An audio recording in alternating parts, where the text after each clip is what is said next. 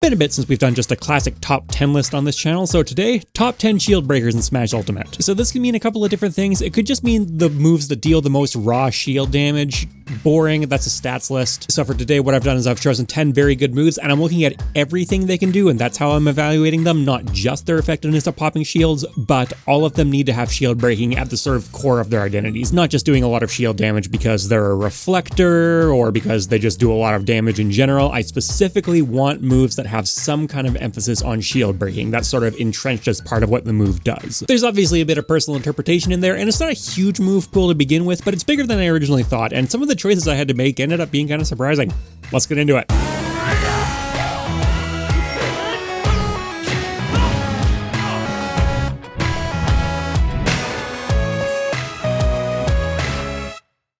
This video is sponsored by Factor 75, the service that delivers fresh, never frozen meals created by chefs and designed by dietitians right to your doorstep. With their pre-prepared packaging, Factor 75 meals are ready to eat in 2 minutes or less, and a rotating weekly menu of over 20 meal options and dozens of add-ons like smoothies, shakes, and desserts means they've got something for everyone. Factor 75 even caters to meal preference options like keto, calorie smart, vegan, and vegetarian, and you can easily customize exactly how much food you want delivered in a given week. Try it for yourself by using my link in the description or pinned comment, or head over to go.factor75.com and use the code shown on the screen. You'll get a massive 50% discount on your first box, so be sure to check them out. Alright, starting off with a classic here, you know we gotta do it.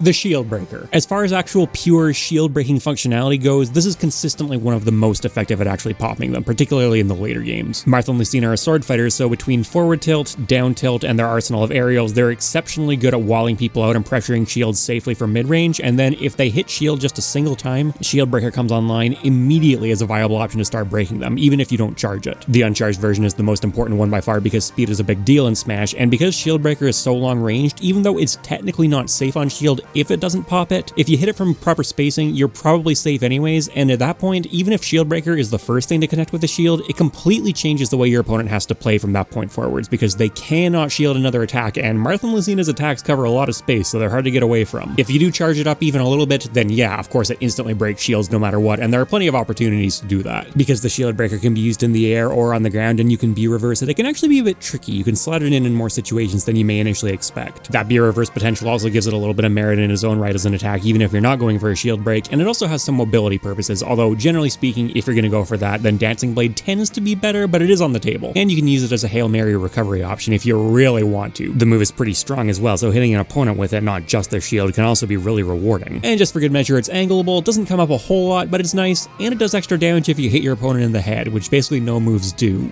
Why? I don't really know, I guess just to encourage you to angle it. Of course it was going to be on this list just by its name alone, but in all honesty, it is actually one of the better moves that I could have picked from. Shield breaks aren't really a staple of Smash gameplay regardless of who you're playing. In an average match, you're not going to see one come up, but if you do see them get popped, then Marth and Lucina do typically tend to be on the higher end of the list of characters that make that happen. The two shield breakers are technically slightly different. Marth maintains the tipper sweet spot, so he, I would say, is probably a little bit better overall because you really want to be spacing shield breaker at all times, and it's not that hard to space, but certainly not enough to put them on two different slots. Alright, moving on to our next contender here. Oh look! More Fire Emblem. Stobileth's downward-facing moves focus on an axe, and down air and down smash were both on the table here. Down air is the better overall standalone move probably, so I could very easily have gone with it, but so many more shield breaks themselves come from down smash, so it seemed a bit more in the spirit of the list. Is that kind of arbitrary, and we're already starting to break the rules I laid out at the beginning? Kind of. Welcome to MockRock top 10 list, where the rules don't matter and I just want to talk about Smash. So this should suck, right? It's really slow, leaves you vulnerable for a million years. Yeah, it's strong, but slow, strong moves always suck in Smash. This doesn't suck. You actually see it come up way more than you should in tournaments, including by the best player in the world. A couple reasons for this. First off, it obviously does incredible shield damage, so shielding against it, technically kind of an option sometimes, but no, not really. And it's got quite good range and slightly different timing than most options the Byleth is going to throw out in a scramble, so if you try to, say, spot dodge a grab or roll away from a neutral area, there's still a very good chance this catches you. So really your best option by far is to just jump out of the way, and yeah, if you do that, Byleth is a sitting duck, but if the Byleth player has a good read and and knows that you're not going to jump in that situation, it really covers basically everything else pretty well. Even if you don't get the shield break, it hits just stupidly hard by down smash standards, and if you do get it, Byleth is one of the best shield break punish characters in the game. Byleth's toolkit has consistently been one of the ones I've been most wrong about on a first impressions basis, and you can argue, well yeah, it's MKLeo who plays him, he's the best player in the world, of course he can make a character look good. The way I usually interpret that is less along the lines of, well yeah, the player is just really good, and more along the lines of, hey, turns out most characters have good tools, we're just not trying hard enough. And going on to number 3 here, hey, would you look at that?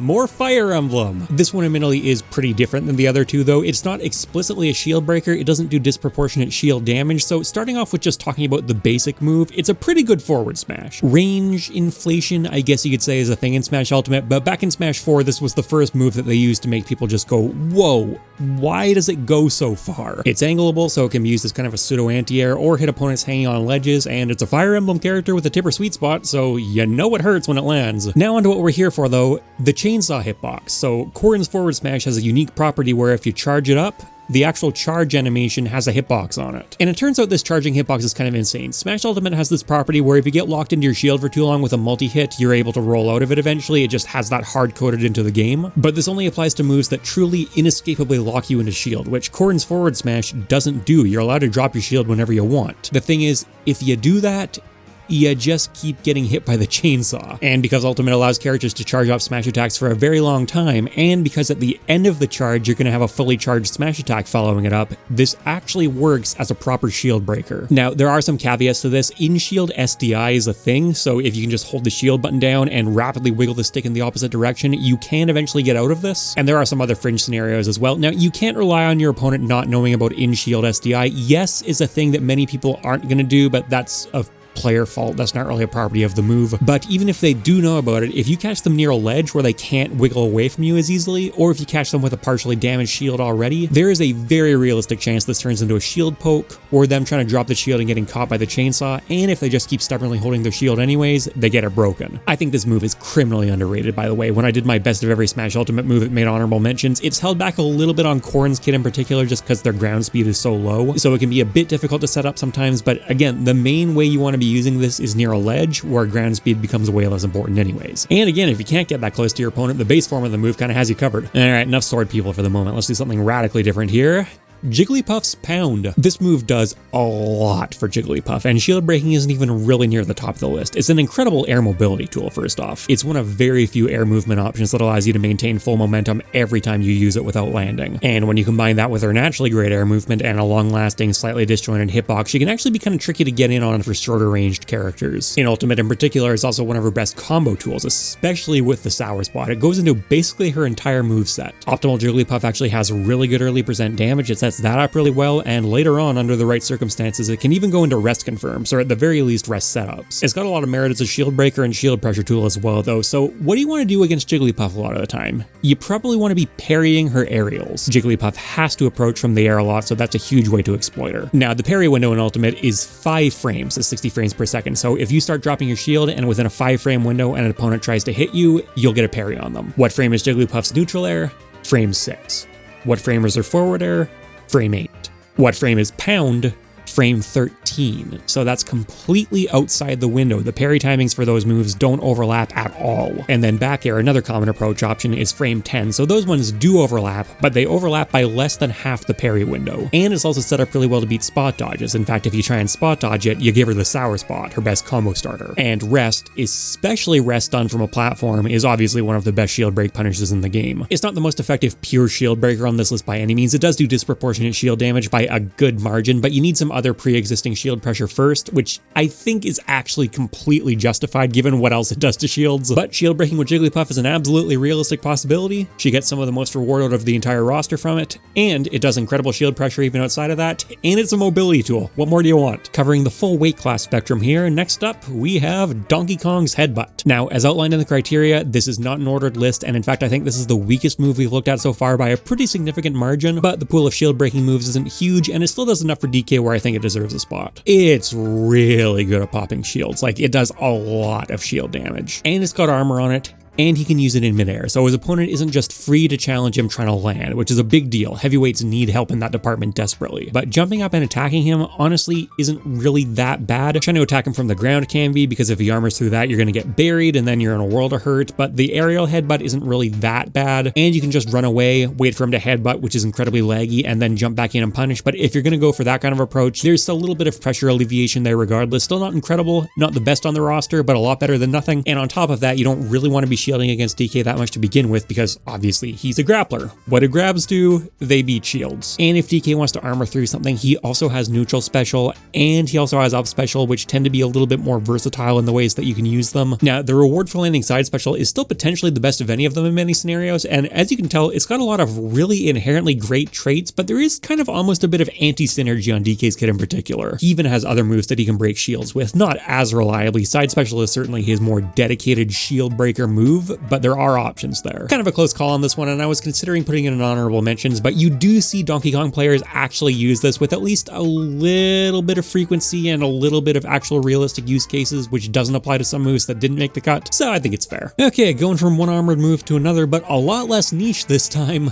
Little Mac's downward angled forward smash. Yeah, so to put things simply, this move was buffed and the buffs turned it into a monster. They didn't even buff the entire forward smash, just the down variant that breaks shields. They're really out here going, yeah, this is what Mac does now. So Little Mac's forward smash in general is obviously fantastic because he has armor on it and it hits incredibly hard. Now, downward angled forward smash doesn't actually kill very effectively, but who cares? That's not really the point. Well, actually, no, you should care. With everything else this move does, being able to kill effectively as well would be insane, but not warranted. The downward variant does incredible damage even compared to the other two. 24% base damage on this. So in air dodge read situations, for example, it's often the move that you see Little Mac players pull out, and it also has increased shield stun compared to the others. This leaves it with the default safety of negative 13 frames on shield, which, you know, not the best in the world, but by forward smash standards is quite good, and you often have the ability to charge it up for a little bit longer just because of the way Little Mac's ground game works, and the increased shield stun often means that in practice opponents tend to fumble stuff anyways, and you don't want to be shielding this anyways because, of course, it's an incredible shield breaker now. Now, from a design perspective, I think it was actually kind of a stupid buff to give to Little Mac. It just enforces the dynamic of, yeah, on the ground, he's a menace, so spend your entire game above him running away. But this is not a design tier list, and I think whatever criteria you used here, whether you're going with pure shield breaking effectiveness or just really good moves that also break shields, this has to be near the top of the list. 15 frame startup as well, so realistically not human reactable. So I'm doing something a little bit different for the next one here.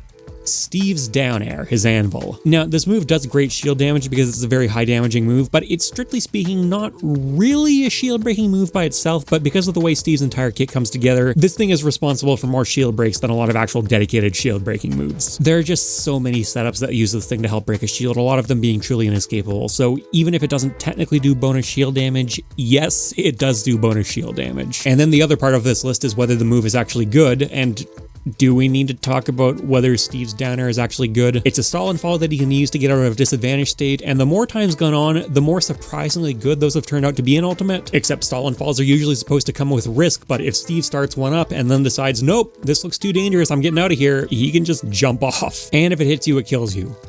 And he has blocks. And minecart.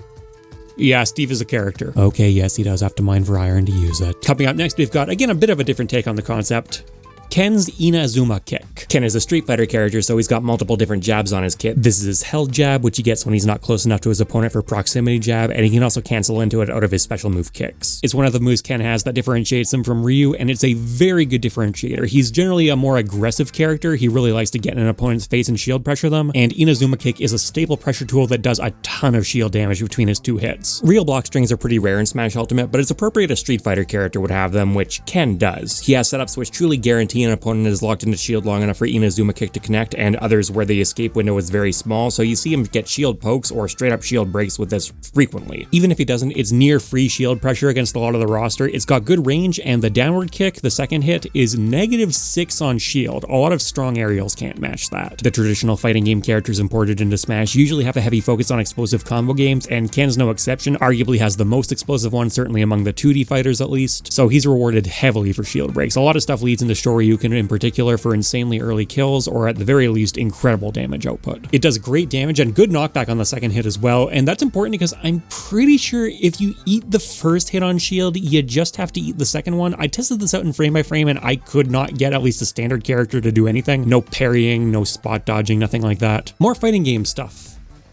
Kazuya's Tsunami Kick. So this is a double hit axe kick that's actually very, very similar to Ken's. Kazuya has a lot of excellent moves that don't really get time in the spotlight but regardless, it's still a fantastic move that has a lot of great traits, including invincible legs, which Ken doesn't get because, of course, Kazuya has that. And in a world where Electric Wind God Fist was less dominant, we'd probably see it a lot more often. It is less safe on shield than the Inazuma kick, although its auto spacing it creates is still fantastic, and your opponent can act between the first and second hits, which is a big deal, but the window to do this isn't very big, and Kazuya actually gets to choose whether he launches one or both hits, so it's more of a mix-up situation than an actual escape. That's actually arguably the best part of the move, because the first hit has that signature Kazuya hit stun, and he actually uses it in really crucial combos in tandem with the Electric Wind God Fist and other stable tools. So it's not the most pure shield breaking move in his kit, that would probably go to down smash, although he does have other moves that break shields as well. Kazuya is just kind of a beast. But it's still very good at the job, potentially a bit of an unexplored aspect of Kazuya's metagame, and the first hit thing gives it a bit of a boost by technicality. A couple honorable mentions as usual before we wind down, and you know one fighting game move that I didn't actually end up putting on here?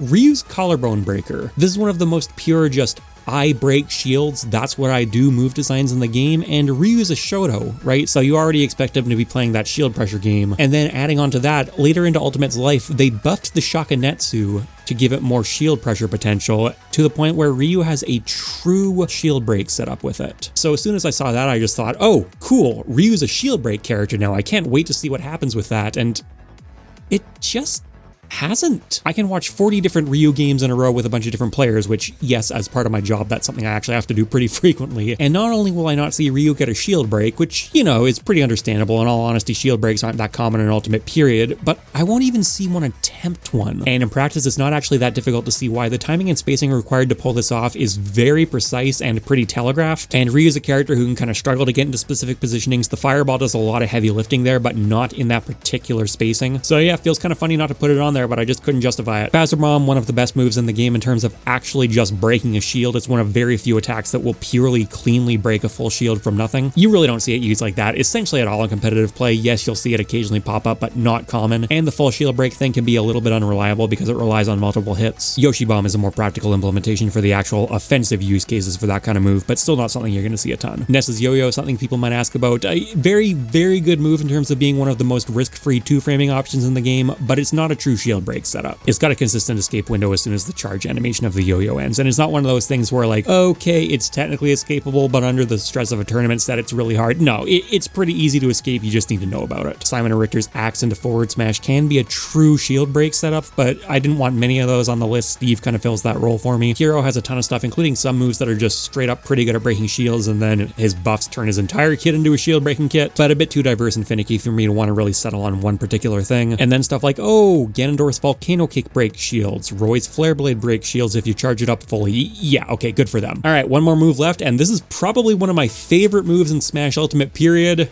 Sephiroth's down smash. Love this thing. It's gigantic, it's strong, it's safe if you space it well, and if you space it well with a little bit of prior setup, it's a shield breaker. All of this being enhanced much more if you get his one wing form to come online. In that case, it just becomes an absolutely terrifying move to face down. You're probably going to want to be in the air a lot more, but Sephiroth also has fantastic, albeit fairly specific anti-air, so it creates this really interesting mind game dynamic, one of my favorite aspects of platform fighters and fighting games in general. It's got some other good use cases as well. You don't get the shockwave if the sword doesn't connect with the ground, but it's still an incredibly long sword. Shadow Flare creates a unique kind of pressure that no other character really makes opponents have to contend with. It's not really something you see pop up that often, but it's just adding even more onto your opponent's mental load. And I've talked about other characters having disproportionately good shield break punishes in this video, but Sephiroth, he's kind of in a league of his own here. This is one of the most practical shield breakers to go for in the game, even just talking about using it as a regular attack, and it's also one of the ones that you actually see breaking the most shields in practice. And yeah, it's also just one of my favorite moves to use in Smash. Now, I don't really like transformation mechanics on my characters,